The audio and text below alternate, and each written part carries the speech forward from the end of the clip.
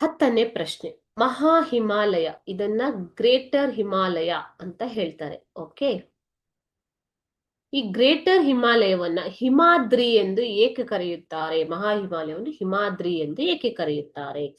So Himadri ಹಿಮದಿಂದ ಆವೃತ. ಈ ತರ ನೀವು ಕ್ವಶನ್ಸ್ ನ ಅರ್ಥ ಮಾಡ್ಕೋಬೇಕು ಮಕ್ಕಳೇ. ಓಕೆನಾ?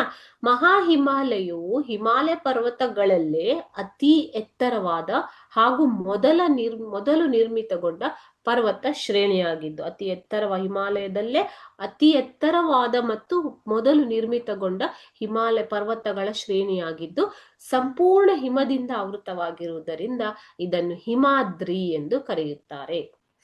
ಸೊ ಮಹಾ ಅಂತಂದ್ರೆ ಏನು ಮಕ್ಕಳೇ? ಅತಿ ಎತ್ತರ. ಓಕೆ, ಸೊ ಇದು ಅತಿ ಎತ್ತರವಾಗಿದ್ದು ಮೊಟ್ಟ ಮೊದಲು ನಿರ್ಮಿತಗೊಂಡ ಪರ್ವತ ಶ್ರೇಣಿಯಾಗಿದೆ. ಹಾಗೆಯೇ ಇದು ಸಂಪೂರ್ಣವಾಗಿ ಹಿಮದಿಂದ ಆವೃತವಾಗಿರುವುದರಿಂದ ಇದನ್ನು ಹಿಮಾದ್ರಿ ಎಂದು ಕರೆಯುತ್ತಾರೆ.